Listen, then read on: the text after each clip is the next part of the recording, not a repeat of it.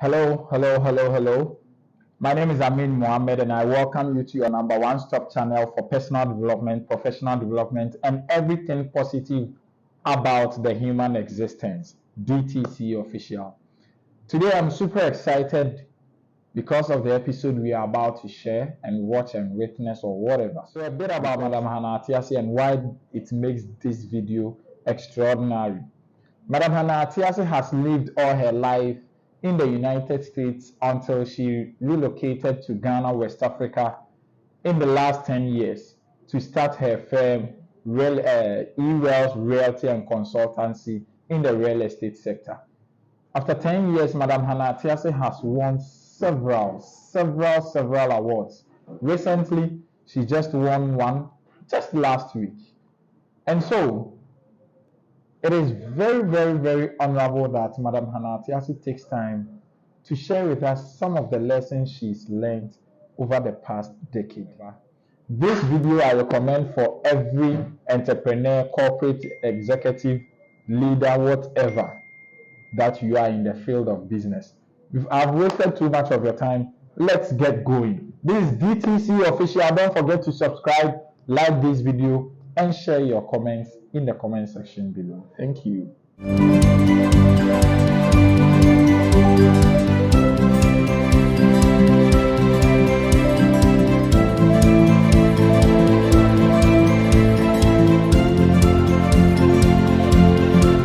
Thank you so much for the opportunity to be on here today.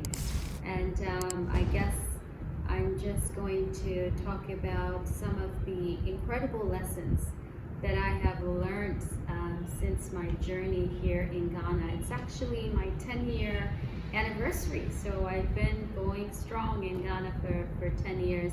I relocated from the United States of America, and here I am in Ghana in real estate. We're going to embark on the AWIRE, which is African Women in Real Estate. So I'm looking forward to that. Excited about that journey as well. And thanks to all of you for your continued support in real estate. So before I dive into it, I'm Hannah TSA. I'm the CEO and founder of E-Wells Realty and Consultancy. We're right here in East Legon, not far from the ANC Mall. So, having transitioned from the United States to Ghana, outside of real estate laws, which are, different in every jurisdiction, I think one of the greatest challenges is the fact that real estate is not a regulated market here in Ghana. But in the States it is, so everything is pretty much, more efficient in terms of how the system works. But yeah, I'll just talk to all entrepreneurs or all those who are interested in real estate entrepreneurship, just a couple of key lessons that I have picked up along the way.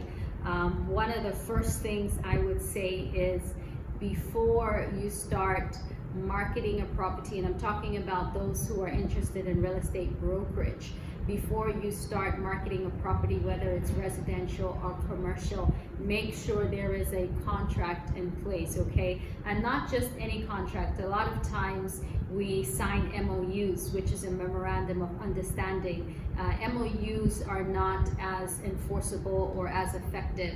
MOA would be better, a memorandum of agreement, or any type of contract. And make sure you have a lawyer who drafts this agreement for you, and that it is an ironclad agreement. Yes, those are the words I'm using, an ironclad agreement, to make sure that your interest is protected.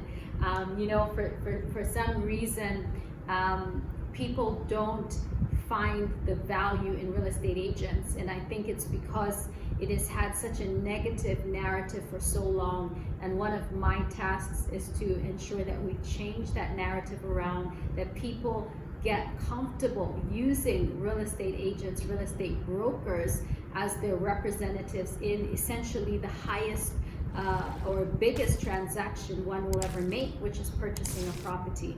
So make sure you have an ironclad contract so that you receive commissions for all the effort, energy, expertise, knowledge, experience, resources that you put into a real estate transaction. So the number one thing is make sure you have an ironclad contract so that your commissions will be paid out to you. And I always joke that initially when I first came to Ghana, I felt like my role had transitioned to a debt collector, because you're always chasing people for checks, chasing people for commissions. But we thank God that's turned around once people started seeing the value of Ewell's Realty. So now they chase us for our bank account details. So that's been a great turnaround. Another thing, number two, I would say is you want to make sure that you mitigate risk, you manage risk as much as possible. So if you can become the paymaster in any, not just real estate transaction, but in any transaction, as an entrepreneur, if you can become the paymaster, you mitigate or you manage risk as much as possible, okay? In other words, if you own the products or you own the services, you become the paymaster. So you ensure that you receive, essentially your portion of the transaction. So that's the second thing I learned. And the third thing, it's kind of tough to say, but it's the reality of it. Do not trust anyone 100%, okay? Don't even trust anyone 90%. And the reason why I say that is because, people may have good intentions, but maybe the people they are associated with or linked to may not have good intentions. But don't trust anyone 100%. So if somebody recommends somebody or sends you a referral, do your due diligence on that person. Do your background check on that person. You may trust the person, let's say 80% that gave you that recommendation, or 90%, but do your due diligence still on the recommendation. But even in real estate, people can say they own properties, they own land, but don't take their word for it. Do your due diligence, okay? So don't trust anybody 100%. And number four, as an entrepreneur, a lot of times we are so busy with the day-to-day operations, with coming up with cutting-edge ideas, to separate yourself in the market and coming up with strategies and all that sort of stuff. But I know it gets tiring or cumbersome reading contracts, especially when they're pages long. But I want to say this as rule number 4. These are Hannah's 12 rules, okay? So rule number 4 is review everything. Review every single thing, okay? Make sure you're the one who reviews all payments, all checks, and you sign everything. Do not leave checks to be signed by your accountant or by your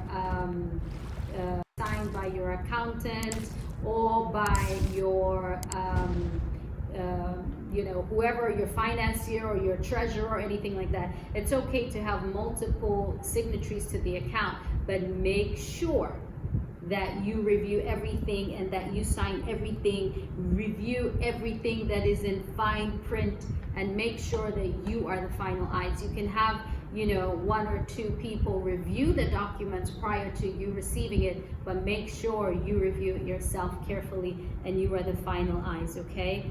And number 5, this is something I had to learn the hard way, right? In every industry sector, there are certain things that are known. It's like a silent agreement, right?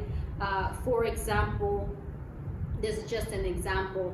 We all know that real estate commissions for real estate brokers for a sale is 5%. It is a known thing. In other words, it is the standard in the market, right? So even people who've been purchasing properties in Ghana for a while, they will all know it's 5%. They will all know that with rental commissions is 1 month's rent for a year plus, right? These are known things because it's the standard. And for some reason, because you both have that silent agreement, you may not necessarily sign a physical agreement, but I will tell you this. Even though it's a standard practice, it's a silent agreement. Do not just assume that because it's a standard practice and a silent agreement, it's going to work out that way. Okay? Still make sure that you have your agreements in place. Even though it's a standard practice and we know what commissions are, still make sure that you sign an agreement. That's something I had to learn the hard way. Though it's known, though it's a standard practice, people may not necessarily move forward with that standard practice. Okay, so that's something I learned. Number 6, rule number 6. This is a big one. Make sure that your margins are not too small. You know, I had to talk to an entrepreneur the other day who was selling a product, and I was like, what are your margins? And they had no idea what their margins were, and then we sat there and we calculated it. The cost of logistics, the cost of marketing, we looked at everything, and their margin was very slim. And I said, no, we've got to take your margin up. I mean, typically, if you're looking at margins, you want to look at least 20 to 30%, you know, return. But their margins were very slim, and they did that because it was a new product. But I believe it's because they didn't see the value in their product, and that is why their margins were very, very slim. But what I want to say to every entrepreneur is value your gift. Your gift is unique. Your gift is different. You've got to value your gift first before somebody else will value it, right? So make sure you value your gift. And I always say that God valued us, that He sent His only Son, right? So that is the value He saw in us. So you've got to see the value in yourself and place that value on that product or that service. Okay, it's very, very important. So don't make your margins too small just because you want to penetrate the market, right? People will value you when you value yourself. All right. Rule number 7: make sure you have a clear marketing strategy. I mean, you know, I don't necessarily believe in business plans. You know, some people do. I don't. I rather believe in a marketing plan. Because you can have a great business product, service, or a business idea, but if you are not able to showcase it, you are not able to present it, you know, it won't go anywhere. You know, you can have a great idea and it's under a table. Nobody's gonna see it, but it's a great idea. So I would say that make sure you have a clear, concise marketing strategy. Very, very important. That was rule number 7. So rule number 8, oh my gosh, you know, entrepreneurs, don't overhire. Don't overhire. This is something I learned through another entrepreneur's business, right? When they became an entrepreneur, they went and got out a big office space, they hired so many people. And you know, it's easy to think that way because you come out of a corporate environment and you're used to working in an office space with a lot of people. So you immediately think that your business needs to have an office space with a lot of people. But what I would say is don't overhire. Encourage multitasking. Strategic hiring is what is so important as an entrepreneur. And one of the best ways to determine this is to look at the growth of your business. Just observe, just study the growth of your business, because just because you experience a rush in exponential growth or a sudden growth doesn't mean you should hire right away. I want to repeat that. Just because you suddenly experience growth or a rush in growth does not mean you rush to hire right away. Make sure that the increased workload will be for a long time before you start hiring, because that sudden rush could be a sudden end to that sudden rush. But you want to make sure that there's going to be longevity in that growth before you begin to hire people long term. I hope that made sense. Rule number 9. Okay, I mentioned earlier about getting a marketing strategy, but get a marketing budget. Your marketing budget should be at least 5 to 10% of the projected revenue when you're just starting off. Get a marketing budget. You know, a lot of people don't get a marketing budget.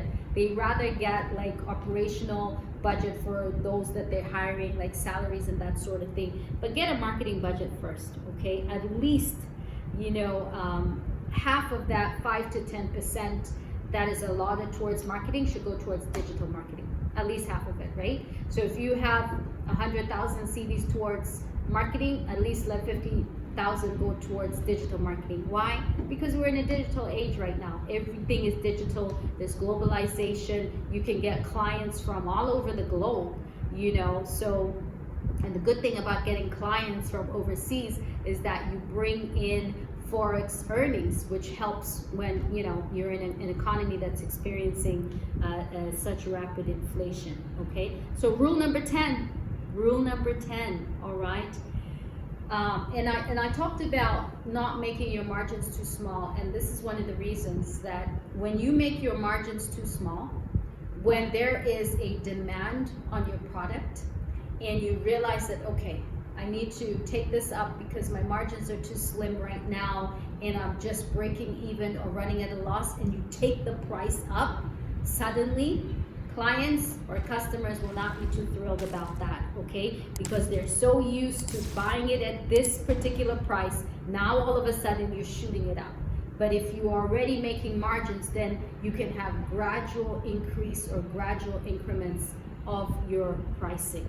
Okay, so that's very, very important. Rule number 11. Rule number 11. Take a look at these things and make sure that you have some flexibility. Look at your production and look at your operating costs and determine how much flexibility there is, right? Can you reduce this cost in the future if it's necessary? You know, if not, then you want to look at choosing a higher profit margin now so that you can accommodate these costs in the future. So these are things that you need to look at. You know, I was having this conversation with someone the other day, and I said, I noticed that, I don't know if it's the culture or the mentality here, but we are, well, I would say we, I'm not, but you know, generally people here are a people of now. I want this now. I'm only thinking about now. You're burning bridges because you don't think of future partnership, future prospects. It's like you're only focused on today. Nobody is like, let me put in the work today for tomorrow. Let me compromise, or not compromise, but let me sacrifice today for tomorrow. It's like we're in a generation that just wants things now. They call it a microwave generation, right? Nobody wants to look at, you know, if I do this today, what are the consequences tomorrow? And that is what we're talking about here. Making sure that there is flexibility in these costs so that if there's a need be in tweaking it or being flexible in the future, you can do that without having the loss of clients potentially, right? Okay, so number 12, rule number 12, this is the final rule for today. Let me take a deep breath on this one. The final rule for today is do not be easily distracted by competitors. Do not be easily distracted by competitors. You know, stay in your lane. You are unique. You have a different assignment. You have a different path. And I remember when I was coming up with a concept for one of the departments in eWealth. And you know, it's so natural to veer in the direction that other people have gone in, and then you just follow that path because everybody's doing it. But I just felt, you know, the Lord telling me, hey, I have already created a path for you. Follow this path. Don't follow or copy what everybody else is doing. And you know, when I got into that space of just being still and just receiving a download of instruction and direction, I got such a unique concept that has never been introduced in this market. And that made me realize that, look, do not focus on what other people are doing.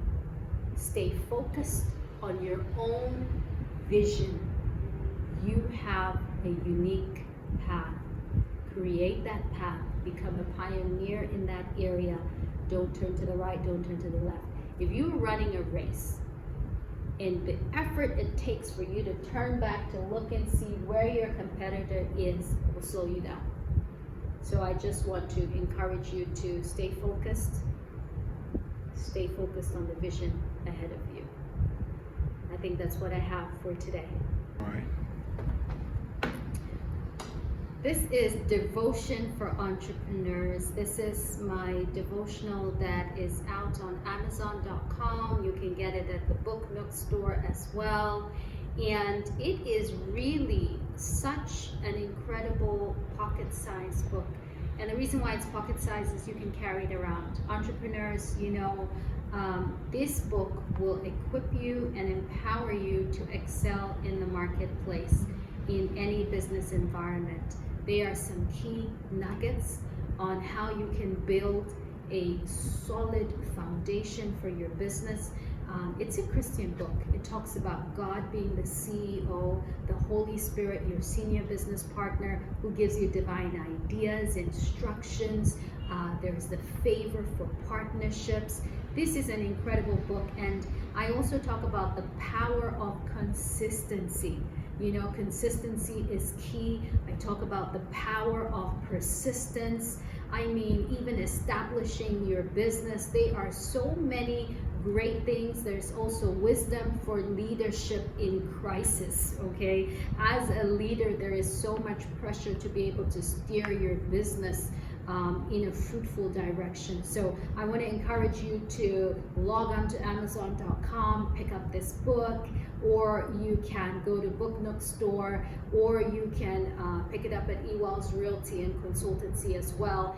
And every Saturday at 10:30 a.m. GMT, which is 12:30 p.m. South African time, on DSTV channel 343 TBN Africa, I have a Christian business talk show where I interview entrepreneurs and they talk about their entrepreneurial life journey. So you can log on every Saturday 10:30 a.m. GMT on TBN Africa, and it's called the Signet Hour Show, because every entrepreneur, you are God's signature in the marketplace. 12 rules for those of you in real estate entrepreneurship.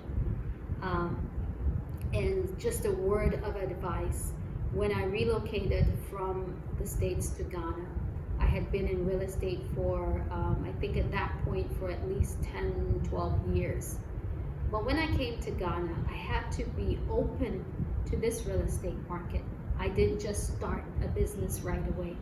What I did, and I had a business in the States, so what I had to do here is I had to start working at a real estate company so that I could understand the terrain here. I could get my feet wet here. I could build and establish partnerships, relationships first. I could understand the real estate market very well before I ventured into my own real estate company. So for those of you who are relocating, you're moving into a new environment, don't think that, hey, I was an entrepreneur before, I was a business owner before, so I need to immediately jump into it here.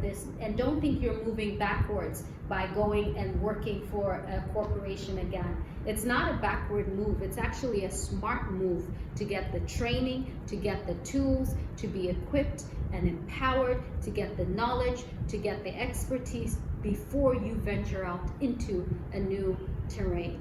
All right, so I want to encourage those of you who are relocating, you're not moving backwards by going back into a corporate entity before you start your own business. So thank you for tuning in.